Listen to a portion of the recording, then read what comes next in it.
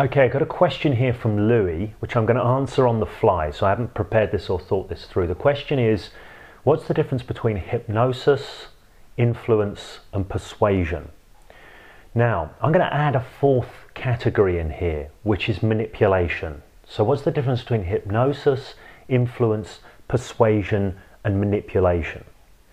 Now, the first thing I want to say is these four categories, in a sense, are artificial. Okay, what we're really looking at is an undifferentiated spectrum, and we are abstracting these different ideas. We're putting these different sets of glasses on to look at what is essentially the same thing and make sense of it in a different way. But I think it's a useful distinction to make. So let's look at these one by one. First of all, hypnosis. For me, hypnosis is the use of language and communication to direct attention, lead cognition, and seed ideas for the purpose of leading someone into an altered perception of reality. That's my definition, that's my hypnosis without trance definition. Other people will disagree, they will talk about it being about altered states of consciousness and this, that, and the other. That's my definition. We're using language and communication to facilitate a shift in perspective, a shift in experience with somebody.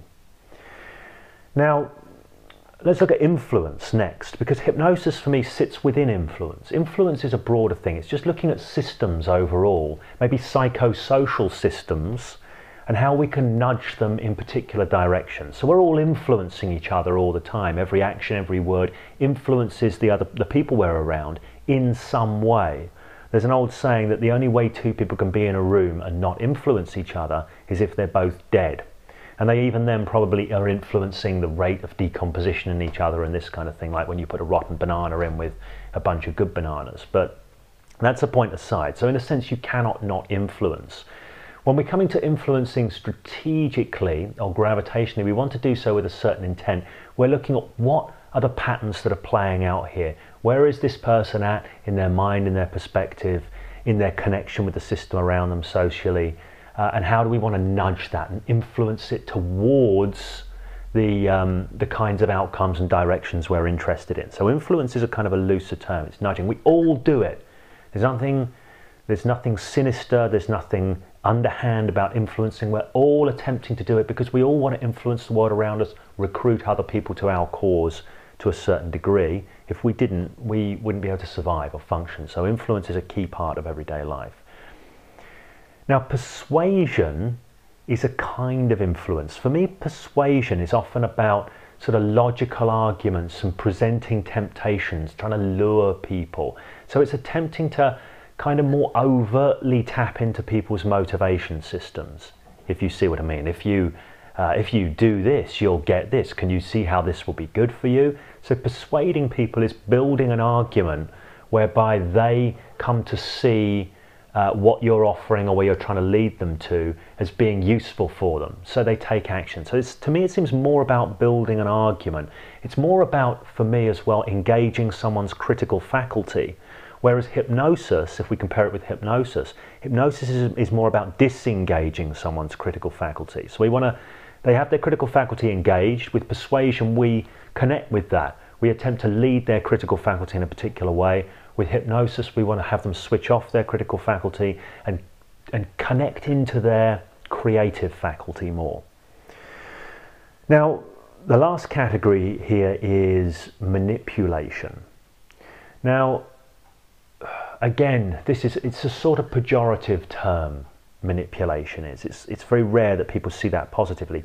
Maybe it is, maybe it isn't. It's going to be down to you as an individual how you consider this. But for me, the way I sense or see or perceive manipulation is being when you really start to pull on people's shortcomings, so to speak. Pull on the places in people where they feel less secure about themselves. It's more using fear and that kind of thing, tapping into people's fear and desire. An example of this might be, say, from the world of pickup arts, where guys learn how to be better seducers of women. There's one school or series of schools that advise negging women. So that's subtly putting a woman down so that her self-esteem takes a bash. And in order to make herself feel better, she works harder to win your approval because you've not given it. So for me, this is getting into looking at people's base needs and attempting to manipulate them in order to get them to behave in a way that you want them to behave. One of the downsides with manipulation is often after the fact, when people pop out at the moment and they reflect upon it, they get that they've been manipulated.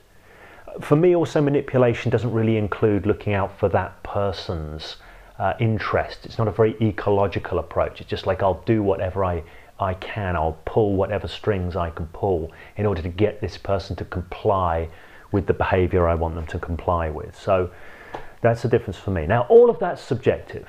All of that's just my view, just my opinion, just some sense I make of it, just a feel I have about it. If that serves you, if those distinctions help to clarify some things, or they're useful distinctions for you, that's wonderful. If you have a different perspective, of course, you're more than welcome to engage with me in the comments section and bring your point of view to bear as well. So take care. Hope that was useful for you.